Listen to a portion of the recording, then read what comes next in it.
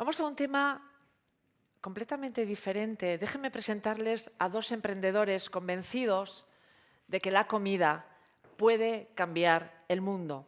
Nos van a hablar de un proyecto verdaderamente interesante, una iniciativa para dar visibilidad a las personas refugiadas. Han sido ganadores del mejor evento del año en los Restaurant Awards. Ellos son Marine, a ver si lo pronuncio bonito, Marine Mandrila y Louis Martin. Bienvenidos. Welcome. Thank you very much indeed. Thank you.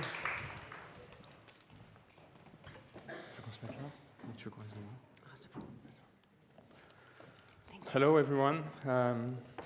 Yes, thank you so much. So today with Marine, we're going to talk about a project which we founded 3 years ago and that leverages food to create a more welcoming environment for refugees. We believe that it's a concrete example that shows how food and gastronomy can be leveraged to help solving global challenge. It's a citizen-led initiative which gathers various actors from the public and the private sector. And also, we have the intimate conviction that it shows that anyone can play a role in order to create a more inclusive world, especially when it comes to leveraging the incredible power and universal power of food. So we are Louis Martin and Marine Mandrila, and prior to create the Refugee Food Festival, we were food travelers, food reporters. We've traveled through 18 countries with the idea of discovering culture and discovering countries through the prism of food, of home food. Basically, we went at people, at locals' place, cooking together and sharing meal together in a very simple way. And together stories and traditional recipes. And we've edited a book called Very Food Trip, a recipe book. We've produced 16 TV documentaries for a French TV channel. But most importantly, this amazing adventure made us realize how food can connect people together, how food can bridge gaps between cultures, and how food is universal, because we all eat 3 times a day. But we don't eat the same thing, and we don't eat the same way. So at the same time, food is something really intimate that reveals something, that tells something about who we are, where do we come from, our parents, our family, our country, our terroir. So at this moment, we knew that we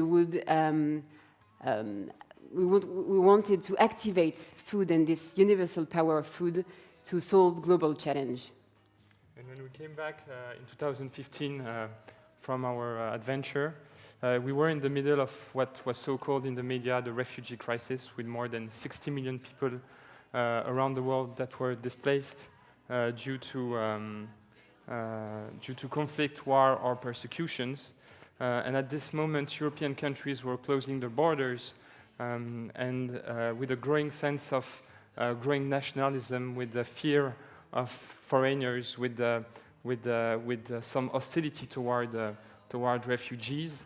And we had the feeling that as Europeans we were losing our duty to welcome refugees, because refugees are not people who leave the country because they are looking for a better life, but because they're trying to save their lives, exactly like we did 70 years ago during the Second World War, where millions of Europeans' lives were threatened. From our perspective, the answer from Europe was a tragedy, and there was kind of border control increased while thousands of people were dying in the Mediterranean Sea. We wanted to, at personal level, engage ourselves. We were really affected by all the negative messages that were conveyed around refugees, which makes us forget that refugees are people like you, like me, that they have talents, that they have skills, that they have a cultural heritage that need to be preserved, and that they have rights that also need to be safeguarded. On top of being people who fly away from conflict or persecution, they are above all human beings. We wanted to contribute to break stereotypes regarding this, and we thought that food could be an amazing tool.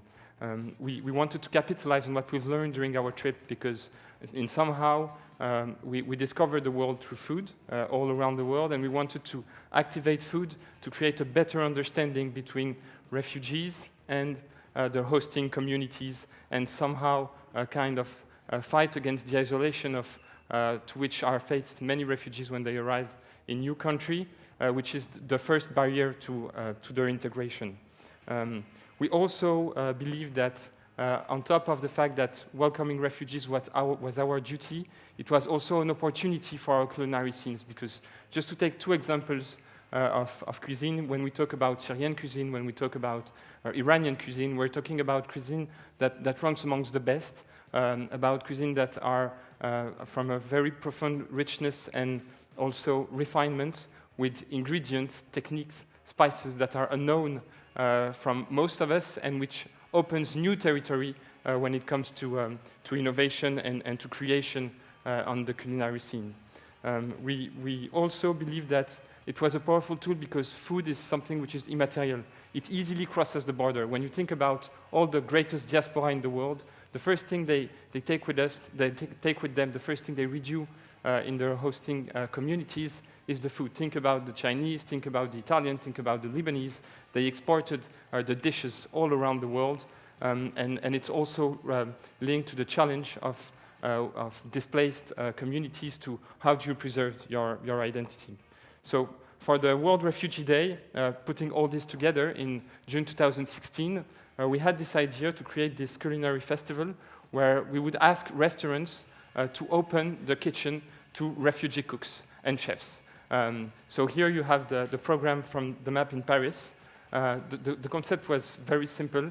There was 11 restaurants who participated, and on the first day, for instance, there would be the Grand Marché Stalingrad that would create a special menu with a Syrian chef. On the day after, Lulu La Nantaise, which is a crêperie, who would create a special menu with an Afghan chef. And it was like this during 10 days, an itinerant festival within Paris, involving several refugee cooks and restaurants. So the cooks who participate, this is a picture of Mohamed El Khaldi, which is a renowned Syrian chef, very well known in the Middle East and above Syrian borders, that cooked for the Refugee Food Festival in June 2016 at the restaurant Poulette, which is a very typical French bistro. All the cooks who participate to the festival had the refugee status, which means that they receive the protection from the French government and that they have the same rights and duties than any other French citizen, except that they don't have the right to vote. They all either were professional in their country of origin in cooking, or they had the will to integrate themselves in their hosting society, so in Paris, through the prism of food. The festival was, since the first edition, a very big success because all the restaurants were fully booked in a couple of hours. Some restaurants even had to unplug the phones because there was clients continuously calling to try to book a table while the restaurant was full.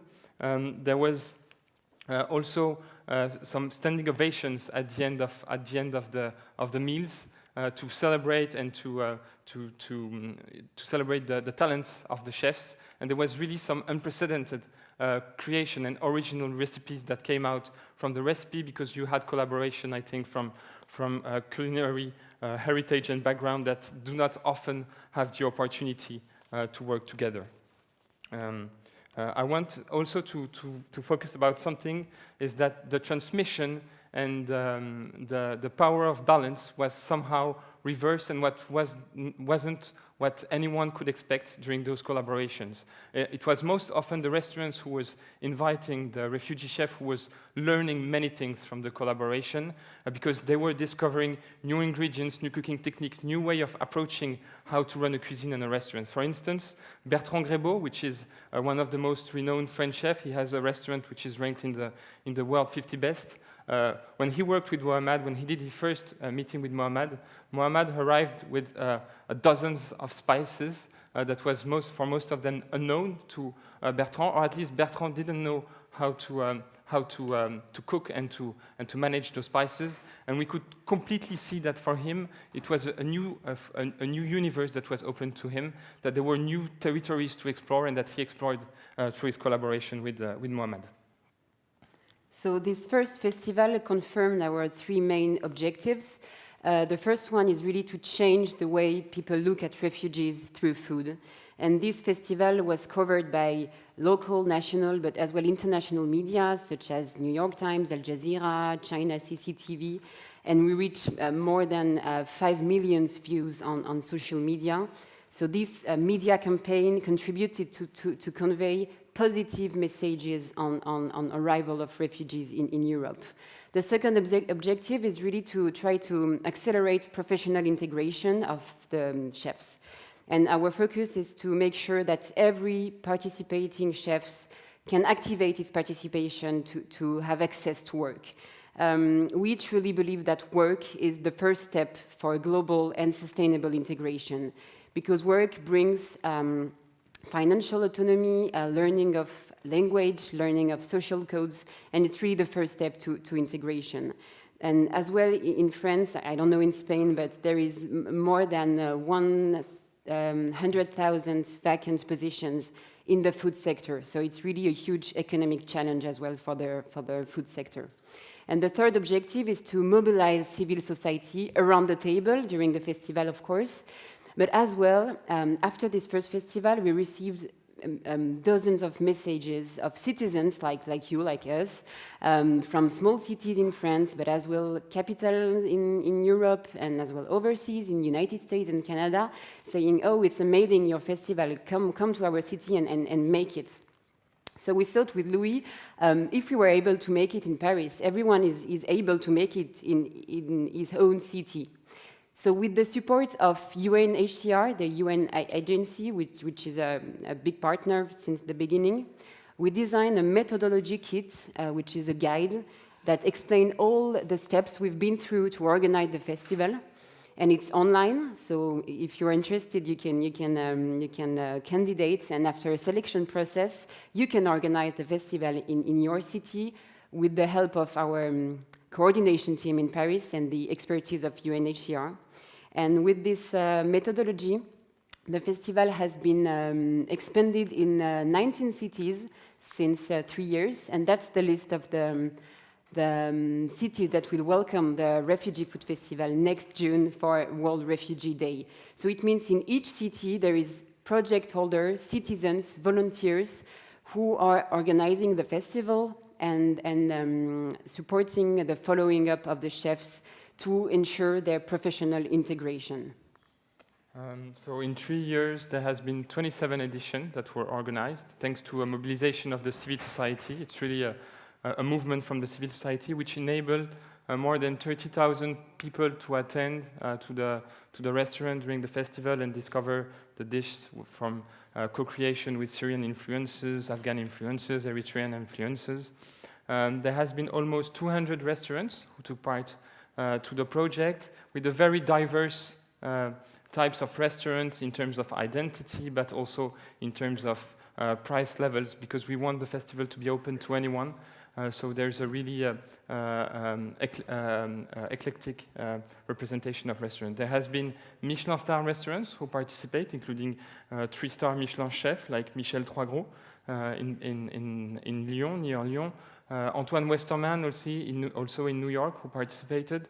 There has been Bertrand Grébeau that we mentioned, which is from the World 50 Best, and some new chef will join the project on the month of June to bring even more new creation.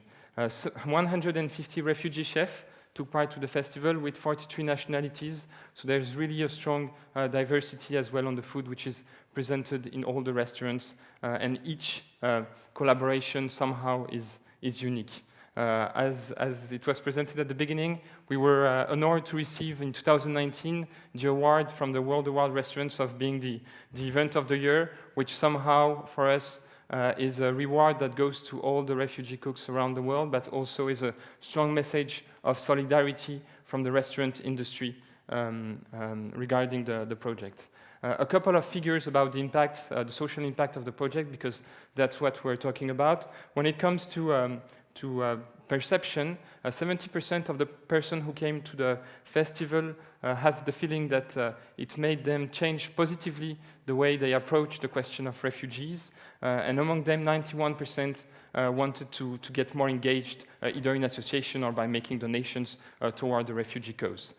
When it comes to professional integration, 91% of the chefs claim that the festival gave them more confidence, which is the first step for reconstruction, in the possibility of rebuilding a new life with their passion, with food, in their hosting society. And among those chefs, 60% got a professional opportunity following the festival thanks to their participation to the festival. This professional opportunity has various illustration. It can be a restaurant who offers to hire the participating chef on the one hand, but also we figured out that many invited cooks, refugee chefs who participate to the festival were entrepreneurs in their home country. They were running a restaurant or a food business, and they're not looking for a job in a traditional way. They want to set up their own activity. So we launched 2 new pilots in Paris recently, less than a year ago, to enable, to empower the refugee cooks who participate to the festival who wants to start their own activity. The first one is a restaurant in the center of Paris, which is called La Résidence, which is dedicated to refugee chefs and which offers residency from 4 to 6 months, a little bit like artist residency, to refugee cooks who wants to work on the opening of the restaurant. So they get the control of the restaurants, and they can work on their menu, on their suppliers. They get access to the networks. They get used to the regulations and all the challenges that are associated to running a restaurant in France when it comes to labor law, when it comes to hygiene, for instance, but all the other problematics that are associated to running a company. And we have been so far welcoming 2 chef entrepreneurs. The first one was Nabil Attar, who's from Syria, who stayed 4 months between February 2018 and June 2019. And he just opened his restaurant in Orléans less than 6 months ago with a great success. It's ranked already among the best tables of Orléans. He has very positive feedbacks from culinary journalists. So I really invite you, if you have the opportunity to go to Orléans, which is 1 hour and a half away from Paris, to go eat at Nabil's place, which is, you will discover what he calls Syrian gastronomy, which is, for our perspective, something that we've never seen anywhere else, which is somehow the meeting between gastronomy and Syrian food, and leads to impressive and interesting creations. The second chef who worked with us is Magda Gegenava. She will open at the end of the week a Georgian restaurant in Paris. So if you come to Paris and if you want to discover Georgian food, for those who don't know Georgian food, which is, from my perspective, something which a food which is really interesting, has many things to show us, and that we would deserve to learn a little bit more. So we truly believe that cooperation and collaboration in between sectors is key to have a global impact, but as well an impact on the ground. We did all these achievements thanks to the support of various actors. First of all, the civil society, the project holders we mentioned that create the festival in their own cities. The public sectors, such as UNHCR, which is supporting us, municipalities like the City Hall of Paris, which is supporting, and now municipalities and cities are calling us to come in their city. And as well, we're working with departments and regions in France, such as Normandy, where we created a program, a refugee food festival in canteen schools. The third actor is the private sector, because they contribute to finance our actions. We are an NGO, so of course we need the support of the private sector. But they have as well a key role to play in terms of refugee integration. For example, we are working with Accor or Elior, which is a huge company in restauration collective in canteens, and we create together an internal program for recruitment of refugee cooks. So everyone has a role to play in terms of integration and sensitization. The project proved its impact, I guess, and now our challenge ahead is to increase our capacities to be able to bring what we've built in France, where of course the impact is the more important, with 7 cities deeply involved and 7 small ecosystems deeply involved in the project. So within the next 3 years, we would like to export the same model in other European countries. And for example, we hope in Spain, where we know that Spain is facing a huge challenge as well in terms of welcoming and integrate refugee. Thank you very much. Thank you.